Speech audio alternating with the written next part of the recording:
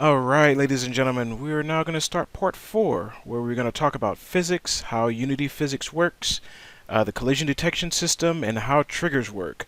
These are all fundamental to how your gameplay is going to respond to objects interacting with other objects, passing through each other, and how you can trigger events based on objects interacting with each other. Okay, so back in Unity, we're going to create a new scene so that we can model all of our physics and play around with it and see how everything works. So let's go ahead and file new scene, and we'll go ahead and save that scene. We'll call that, put this in our scenes folder, put this in our demo folder, call it physics tests, and save that. Now that we've created a new scene, let's go ahead and start talking about the fundamentals of physics within Unity. And the best way to do that is to go ahead with a working example. So let's go ahead and create a plane, create a game object. We'll go ahead and create a plane. We'll go ahead and reset its transform to make sure that it's in the center. And we'll take a look at our camera and where that is and make sure that we can see that plane. We'll go ahead and adjust ourselves so that we can, that we're out of 2D view and that we can see everything clearly in our plane. So the next thing we want to do is we'll rename this to floor, just so that we can keep track of it better. And now that we have this surface here, we want to go ahead and note that there is a collider that's already created on this particular surface. This is a mesh collider. Now there are many different types of colliders in Unity, and they match the different primitive types. So if you take a look at all of the different shape types, 3D objects, you have box colliders for cubes, sphere colliders, capsule colliders, etc., etc., etc. There are different types of colliders for different objects. All of your primitive colliders are very useful for being able to map to geometry of the objects that you have, and in case you need to specifically map to the actual polygons of your model, you have a mesh collider, which will map most closely to the physical shape of the object that you're trying to do collisions against. Now, a collider is a set of geometry that is used to determine if something is colliding with something else. So if you take a look at the collider, you'll see that there is a mesh that's associated with it. And that mesh is actually something that you could modify if you really wanted to. Actually, if we go in and we create a cube, and we go ahead and move that, you see that it has a box collider. We can click on this button and edit its collider, and if you do that, you will be able to have geometry that is different than the actual shape of the object. Now, why would you want to do that? Sometimes you don't want things to be absolutely touching before you consider it colliding. That's where you would want to have some control of the actual collider, its shape, and so forth. Now in this particular case, we want them to be exact, so we will go ahead and delete this cube, and we'll create a new one that will have a collider on it that is the same shape as the cube. So 3D object, and we'll go ahead and create a cube. Now this cube is just a regular old cube. There's nothing special about it. And it is sitting above the rest of our geometry, and we've also got this ground that also has a collider on it. So these two things should be able to collide with each other, and if we were to press play, nothing happens. And the reason that nothing happens is because colliders themselves don't actually cause objects to move or the physics system to actually interact with the objects within the scene. The only way that you can have that happen is for you to have a rigid body. So rigid bodies are the entities that allow Unity objects to announce to the engine that they want to be impacted by the physics system. So in this particular case, we want to add a component to our cube so that we tell Unity, hey, we want this cube to be impacted by the physics system. So we will go into add component, and we will do a quick search for rigid body. You'll see that there are two here. There's a rigid body and there's a rigid body 2D. Rigid body 2Ds, you may notice it for other objects within the component system. 2D objects don't interact with the 3D objects, at least not in the same way. They will interact on their two-dimensional plane when they come into contact with a 3D object. But in general, if you're building 3D stuff, you don't want to use anything that ends in 2D. You want to use the standard 3D component, and in this case that would be rigid body. So we'll select rigid body, and now we have a rigid body here. We can go ahead and press play, and then when our application runs, we see that our cube fell to the ground. Very cool. The physics is working. There's a couple of things here that you can set and play around with. One, you can say that you don't want the rigid body to be impacted by gravity, because there'll be times when you want objects to collide, or you want them to be impacted by the physics system, but you don't necessarily want them to be impacted by gravity. And that's cool, but in our cases we do want them to be impacted by gravity. So now that we know that it's going to be impacted by gravity, the next thing of course is to select our floor, and let's rotate it a little so we can see exactly what that means with respect to our cube colliding with a surface at an angle. So if we press play, we can see that our cube does roll down. We go ahead and reset our camera so that that looks a little bit better. So let's select our camera here, Control Shift F, so that the camera is looking at things the same way we are. Let's go ahead and play that. And we see that the angular rotation from the collision causes the cube to kind of roll down a little bit, and it stops because friction is being modeled here, as well as the weight of the cube with respect to gravity. So there isn't enough sliding friction to cause that cube to continue to fall, but there is enough for it to roll, enough angular momentum for it to roll and eventually come to a stop. But the one thing that you'll notice while we're in this game view, we can make some changes. We can change the rotation of, go ahead and select our floor, change the rotation of the floor, and you notice that it's not really doing anything. There's no impact. So does that mean that the physics is off? No, it doesn't. Really what that means is Unity's collision system is based off of objects announcing that they are participating in the system, and we haven't actually put our floor into the system. So while the cube did some interactions with the floor isn't an active participant in that. Outside of their colliders colliding once the cube came to rest, the show was kind of over because there was no more collision physics that was taking place, because for all practical purpose the physics system isn't really respecting the fact that the floor is moving. In order for us to do that, we would have to go to the floor and add a rigid body to the floor. Now, some of you will have already picked this up, but if we add a rigid body to the floor and gravity is impacting everything, this is going to do exactly what you think it will. Not only will the cube fall, but the floor will also fall. As soon as this starts up, we should be able to see that simulation.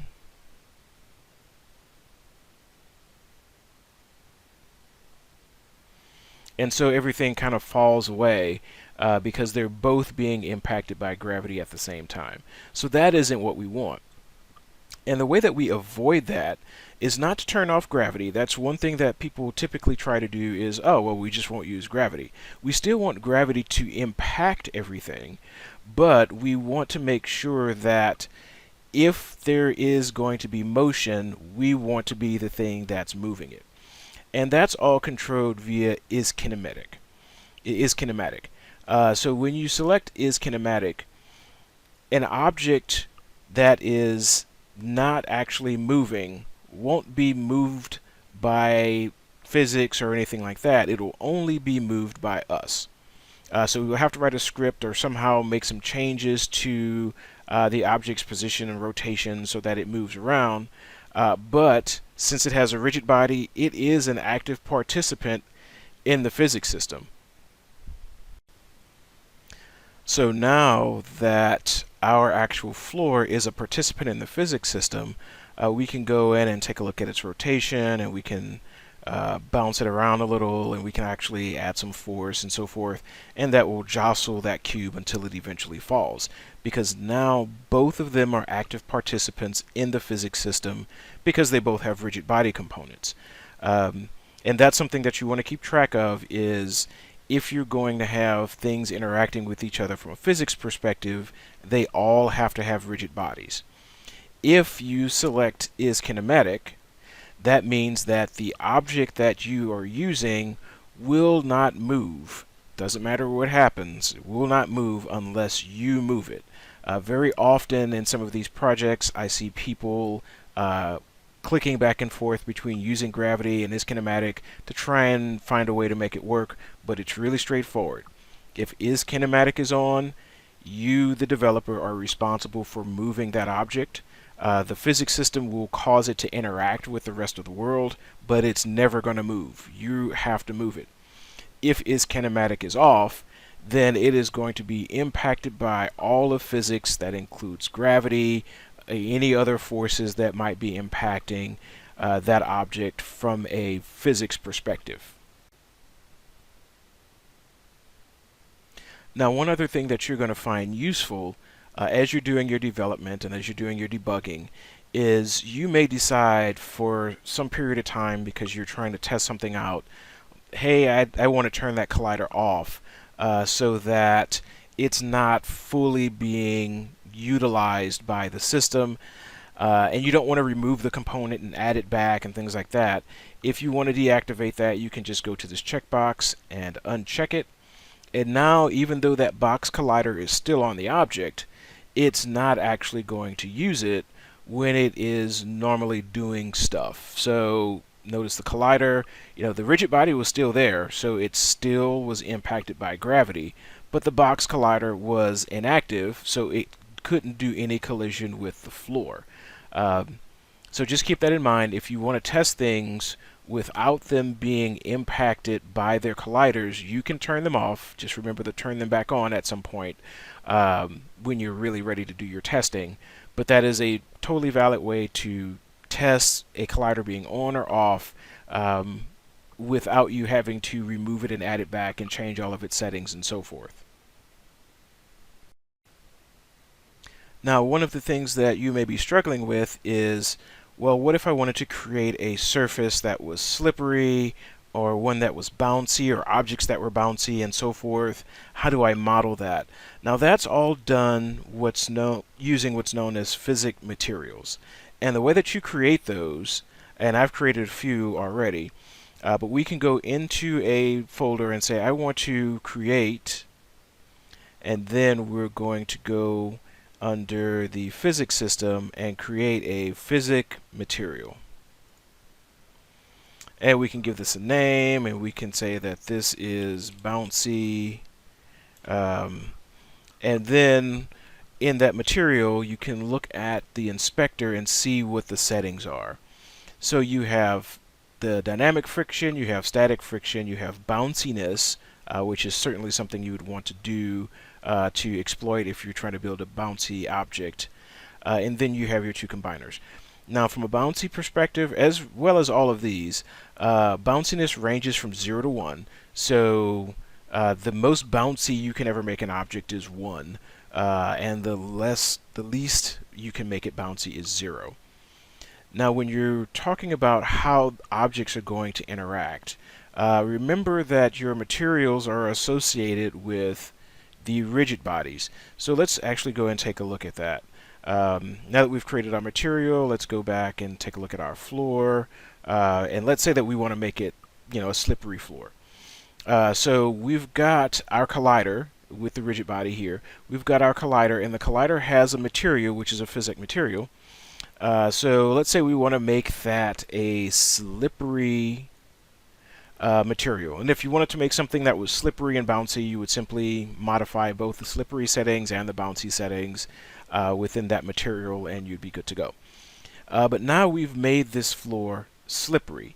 And that slippery material, what we've done is I have set the friction to 0.1, really, really small. It's not bouncy at all, but it has a very tiny amount of friction.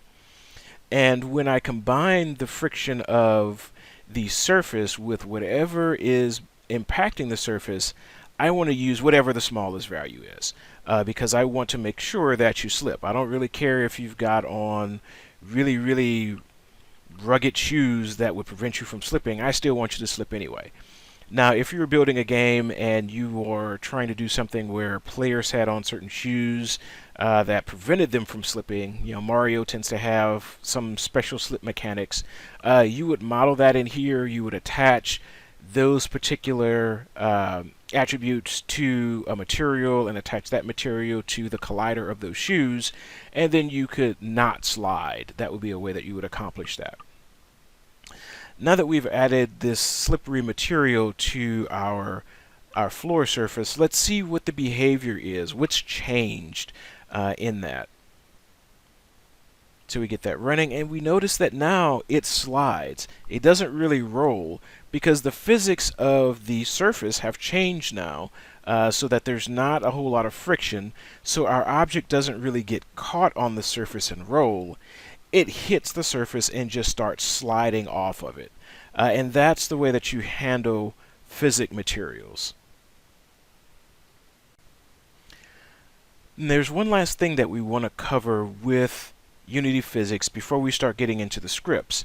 But that is, how do we impact an object but simply just notify it? So imagine that you have a game and you want to be able to walk into a room, and you want, as you walk into the room, the game to know that you are there, and then it spawns some creatures, maybe starts some music, changes the lighting, etc., etc., etc. We accomplish that through what is known as a trigger. That's what it's called in Unity parlance. So we could go in and create an object. So let's go and create a 3D object, let's call it a cube. And we'll move our cube over here with the rest of the world. And let's make it a little bit bigger because we want to make sure that we collide with it, so we'll scale it.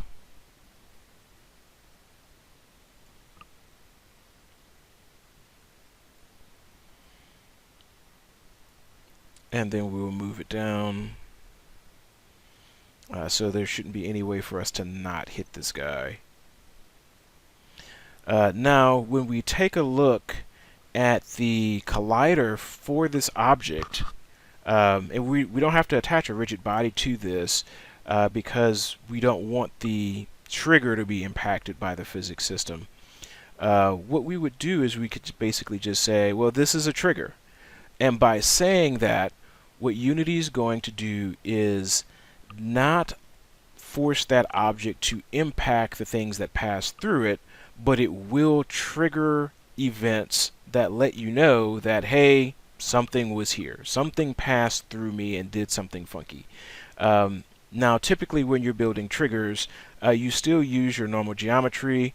You just tend to turn off the mesh renderer so that you can see through it. So if you were building one for a room and you wanted to say, hey, I want to know when somebody comes into this room, you would build a big cube that is wrapping that room and then just turn off the mesh renderer for that cube. So then when the player goes into that room, they will trigger the trigger because they're going to pass through it. Another area where you might see this is a player is going to step onto a trap.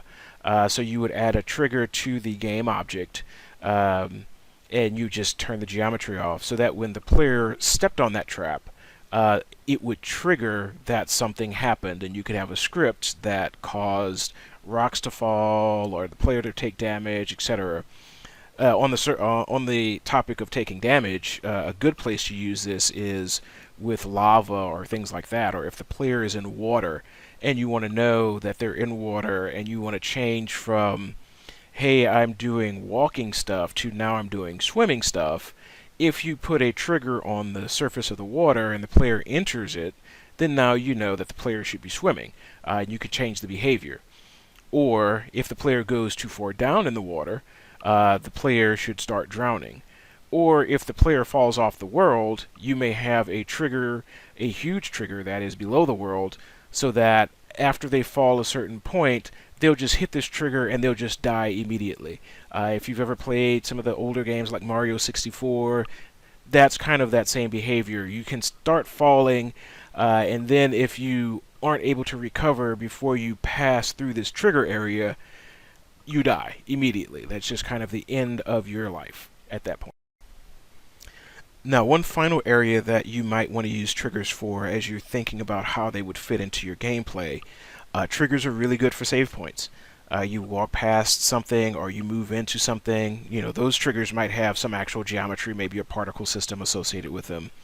But as the player walks into them or walks through them, then you can note that the player made it here, made it this far, and save the game, so that when they restart the game, if they die, they can restart at that point.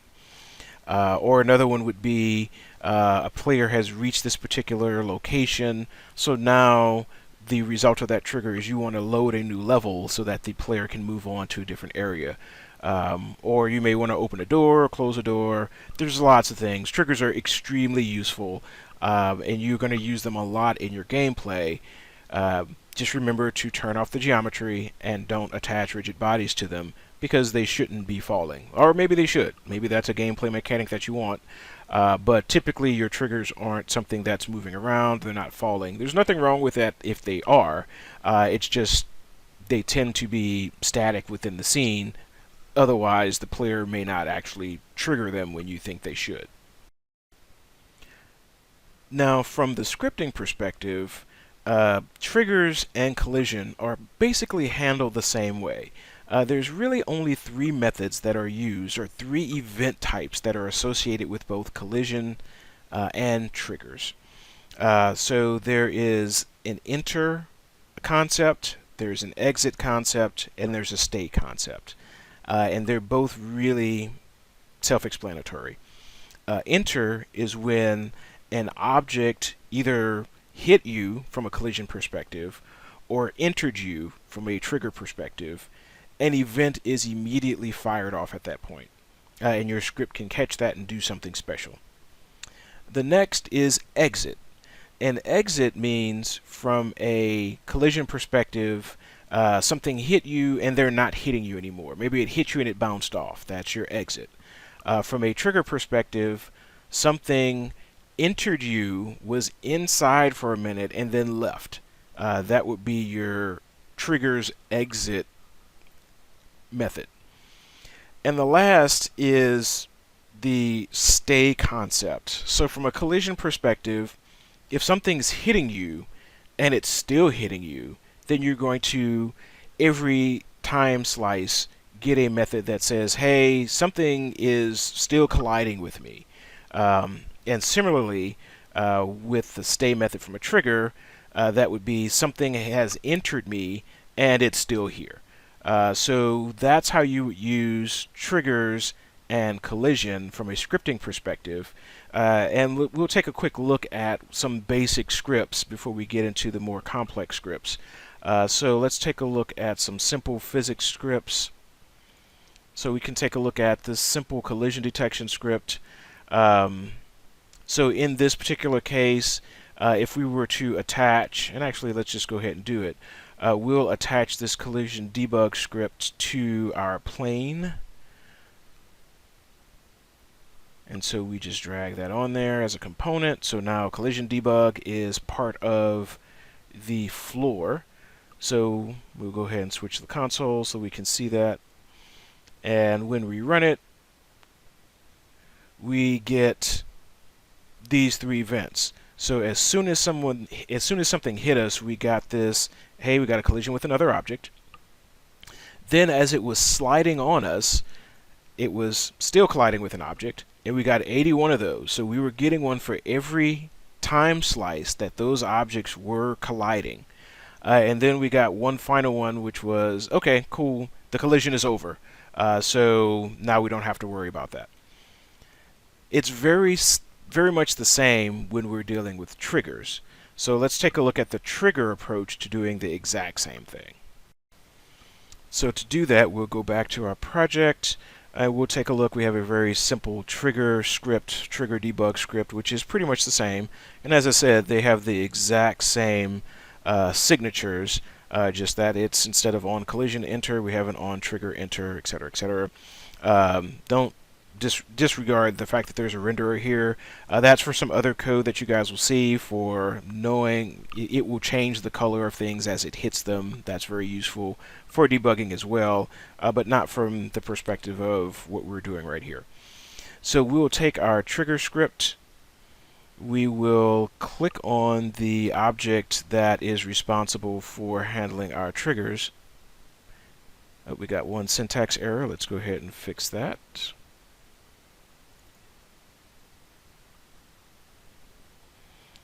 On trigger stay needs to be a collider. So let's go ahead and update these so that everything is a collider. collider, and do the same thing for our last method. Because triggers receive colliders, they don't receive collisions. So now we'll let Unity go ahead and rebuild everything. That's fine. We clear that. And now we'll go to the object that we wanted to use as a trigger. We'll go into project view. We'll drag our trigger debug onto that guy. And now we will let that play. Go to the console so we can see everything.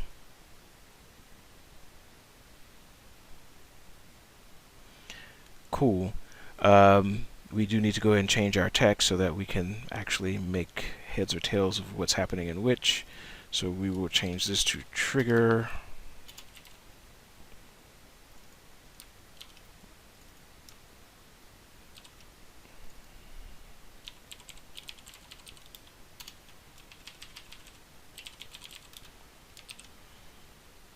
And we'll go ahead and run that.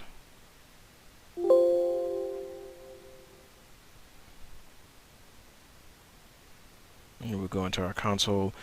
So we can see that there was a trigger with another object. So the trigger was fired off when the game object hit the trigger. It was still being triggered with another object, and all of our collision events were happening as well. In fact, we can still see that there is some triggering going on right now, because there's probably something that it's being triggered by that it's hitting right now as that object is falling. So now that we've kind of seen how the Unity physics components work, and they're really those two, they're collisions and they're triggers. We build the rest of our game components around that, and so we're going to start building some more robust physics scripts that will handle certain scenarios, will allow us to trigger other events to happen based off of the things that we talked about in our eventing system. And we'll get to those in our next lesson on advanced physics. But for basic physics, you now know all of the basics. You can have objects interact with other objects. That's called collisions. In order to have things interact with each other from a physics system perspective, they have to have rigid bodies. If they don't have rigid bodies, they won't be impacted by the physics system. If you want them to use gravity, you have to turn on use gravity. If you turn off use gravity, they won't be impacted by gravity, although they may be impacted by other objects. And last but not least is, if you turn on is kinematic, the object will continue to be and interact with the physics system and will continue to be impacted by the physics system, but it will not move, because is kinematic means that I am going to move it. I, the developer, am going to move it myself, Unity, you just tell me that it happened, and I will deal with moving it to wherever I want it to go based off what you tell me. So now when we go through our wrap up for the project and we're putting together an actual game and we're going through that, we will look at the scripts that are related to physics and physics interactions in a larger game setting because they're not going to make as much sense here in smaller settings. So with that, we're going to move on to our next lesson, which is going to be animation systems, which is a very complex topic with respect to Unity, as well as some information about object spawning and being able to move around with the input systems that we were building previously.